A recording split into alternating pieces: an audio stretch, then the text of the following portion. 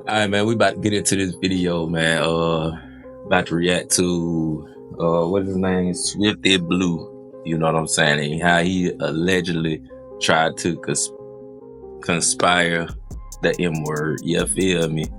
Conspiracy to M. You know what I'm saying? Money signs. You feel me? You know what I'm saying? This off of 1090 Jake, you know what I'm saying, channel. You feel me? If you want to go over there, you know what I'm saying. You know what I'm saying, watch the video and stuff like that, then, you know what I'm saying, that's all good. But I'm about to do a reaction on it right now. This is Jackpot's reaction, man. Appreciate y'all for rocking with me. You feel what I'm saying? Make sure y'all like, comment, and subscribe to the channel, man. You know what I'm saying? That's all you gotta do. You feel me? When you see the video, hit the like button. You know what I'm saying? Subscribe if you're new. You know what I'm saying? So my channel can run up, man. You know what I'm saying? That's all it is to it. But let's get into the video. One of the most controversial rappers coming out of the West Coast in recent years is by far none other than Swifty Blue. Right. Land, the southern side. I'm right here with the homie from White Fence. Check it out. If you ever in Los Angeles and you out here handling business, make sure you tap in with some solid homies for your own security. The streets is dangerous. Like, hey, Swifty, I need some shooters with me. You know what I'm saying? Shit. Yeah. Saw 25 bands. Oh, that's it? Saw 20 years. Saw 25 bands. You gonna have some shooters with you. Man, for as long as the whole weekend. Mr. Check-in with me him. He said, how many you need? How long? All day if you can do that. Self is now more viral than ever for all the wrong reasons, as 19 members of the notorious Mexican Mafia have been charged by the Los Angeles County District Attorney's Office for their alleged involvement in a conspiracy to murder the rapper. Man, what's up, everybody? Welcome back to another episode of EOS. That's crazy. It's 1090 Jake, man. I'm rocking with y'all rocking with me. And for this video, we're gonna be speaking on Swifty Blue and the 19 Mexican Mafia members or associates that were taken down after repeatedly trying to kill him. Within the Mexican gang culture of Southern... Hey, man, before we even get all the way to it, man, y'all got to know, hey, Mexicanos do not play. You know what I'm saying? They don't play, man. Them boys get with it. California lies a hierarchy that is known amongst all, but very rarely spoke on. Those that live that life follow a strict set of rules more known as politics and are forbidden from ever publicly acknowledging La M. On the streets of Southern California, if you were born in a Mexican neighborhood, you were raised amongst the Southsiders. Primarily known as Sureños, the Spanish term for Southerner, Southsiders control multiple hoods known as barrios within Southern California and are considered the largest population within the California prison system. Entering the Los Angeles County jails to roll with the Southern Mexicans would be known as rolling with the Southsiders. But in prison, just because you're a Southsider, that doesn't make you a Sureño. That title could only be earned through blood, sweat, and steel. And it wasn't optional, meaning you couldn't ask for it. You could raise your hand to put in work, or your name could be called. But either way, it wasn't until you completed the mission or multiple missions before you could even be considered. Even then, as a Sureño, this still wasn't the top of the food chain. There was another level that truly called the shots, that sent the orders to the Sureños, who then sent the orders to the Southsiders. And this elite group is known as the Mexican Mafia. Sureños represent the number 13, the 13th letter of the alphabet being M for Mexican Mafia. The connection between the two isn't a secret, and the power of both groups has been felt throughout not only the state, but the fed...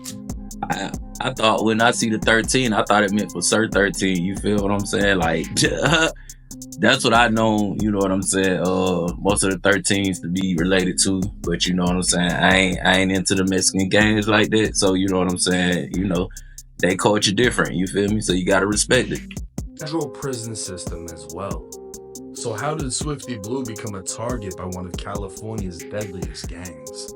Swifty Blue is a known Southsider from Eastside Para 13, a Southsider gang on the east side of Paramount, California.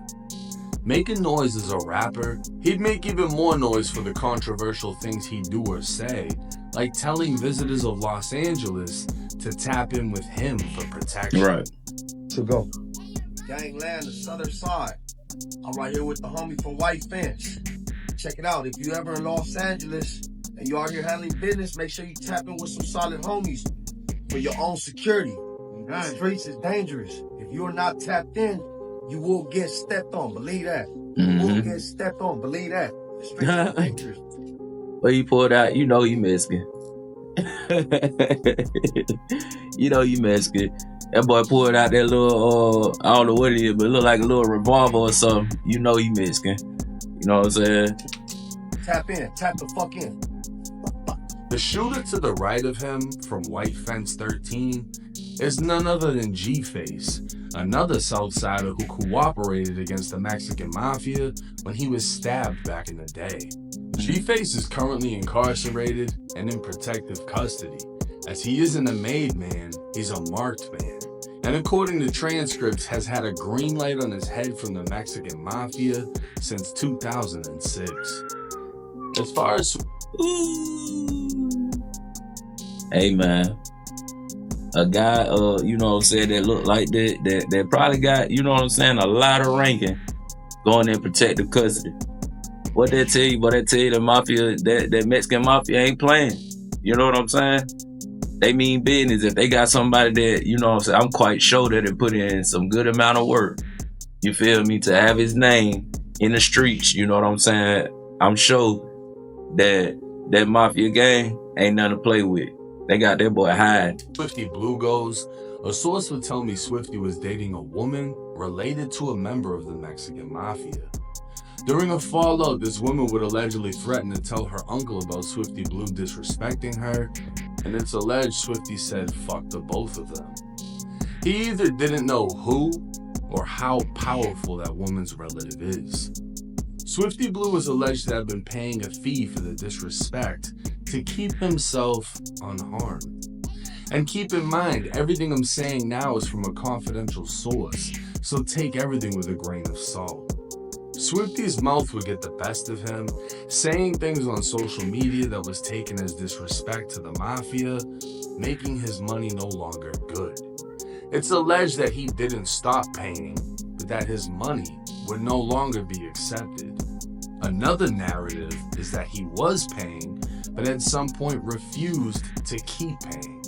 And regardless of which storyline is actually true, Swifty Blue's name was placed in the hat.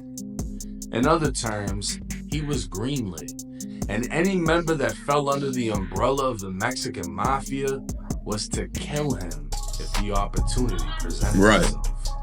Another YouTube channel by the name of Renegade Media would thoroughly cover this story, but he did it a whole year ago, before anyone knew of the murder conspiracy.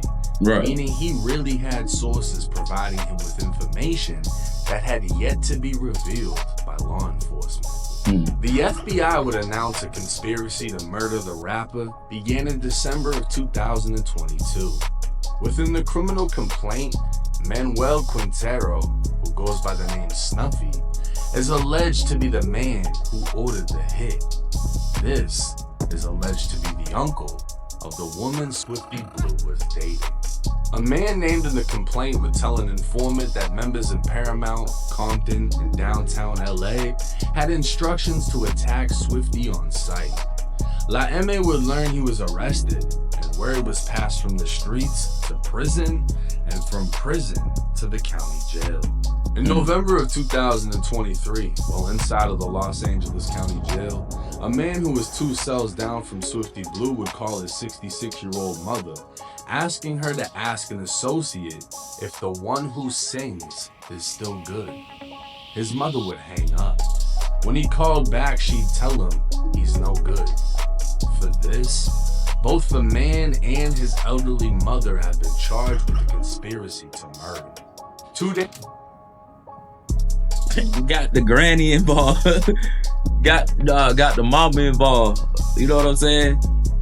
Man, come on, bro. Y'all can't tell me that Mexican gang ain't let her play with, boy. The mama's even with it. You know, if the mama's with it, the granny's with it. You feel me? Chain reaction. You know what I'm talking about? Yeah. That's crazy work. And I think they said, what he said, it was like 60, she was like 66 years old. Man. Days after the mother and son spoke. Just imagine you walking down the street, man, and granny, you know what I'm saying, mama, 66-year-old woman just walk up and just do you in the worst way. Another jail inmate called a prisoner who had a contraband cell phone. After mentioning Swifty Blue, he'd ask if he remembered a Raza rapper who was in the shower.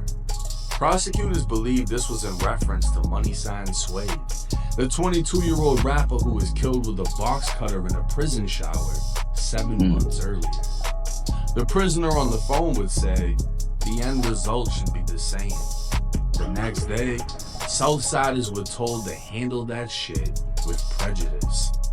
At 5:50 in the morning when cells popped for showers, 3 Southsiders rushed Swifty Blue's cell as a 4th man would obstruct the jail camera as they beat and sliced the rapper. 5 hours later, a man would call a woman from jail, asking her to tell the member in prison that old boy got his rap session. They didn't really get a good show. Expect them to be performing in probably the 4,000th floor here soon. In other words, they failed to kill him and planned to try again as soon as Swifty landed in another part of the jail. But before this would happen, Swifty was released, essentially saving his life. In March of 2024, members would communicate through TikTok stating the rapper was on live outside of his family's home. An armed Southsider would drive to the house at 1 a.m., sending a picture of a gun in a cup holder of his car and replying on TikTok saying, he ain't here.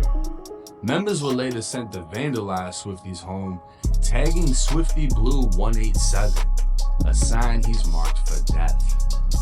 Every step of the way, from about to send a 187. No, boy. They really use that. So you have yeah. Green lighting, calling to confirm he's no good, to driving to his home, are all being considered acts within the conspiracy to murder Swifty Blue.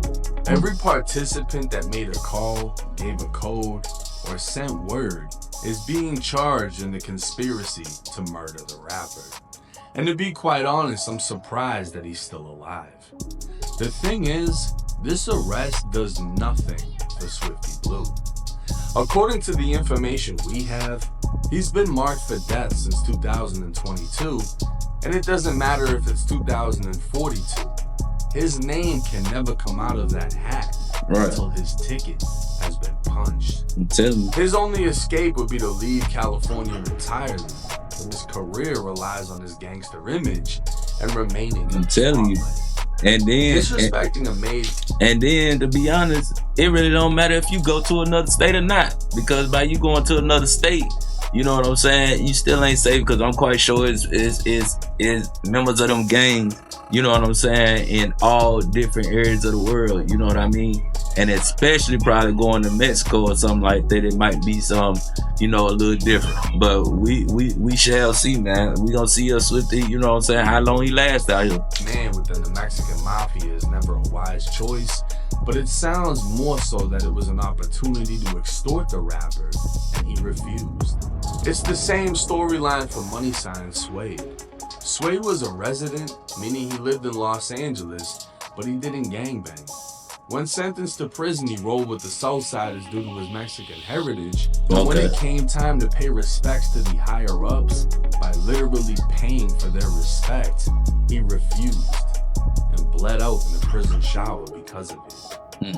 The extortion of those with money has led to the demise of those with promising careers because of an affiliation to a group that flourishes not in luxury, but in the streets and prison.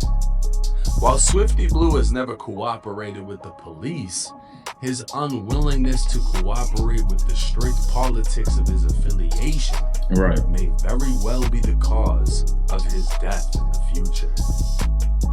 Yeah, man. I don't know, Swifty Blue, man. If you get this message, you know what I'm saying? I know you ain't though. You know what I'm saying? But if you get this message, if it one day lands in your lap, you feel me? Man, get out the way. You know what I'm saying? Because I'm quite sure, you know what I'm saying, whoever them, you know, the Mexican mob is, the Mexican mafia, whoever they is, but they locked in, and I'm sure they, you know what I'm saying, they deep. We know Mexicans is deep, man. We know.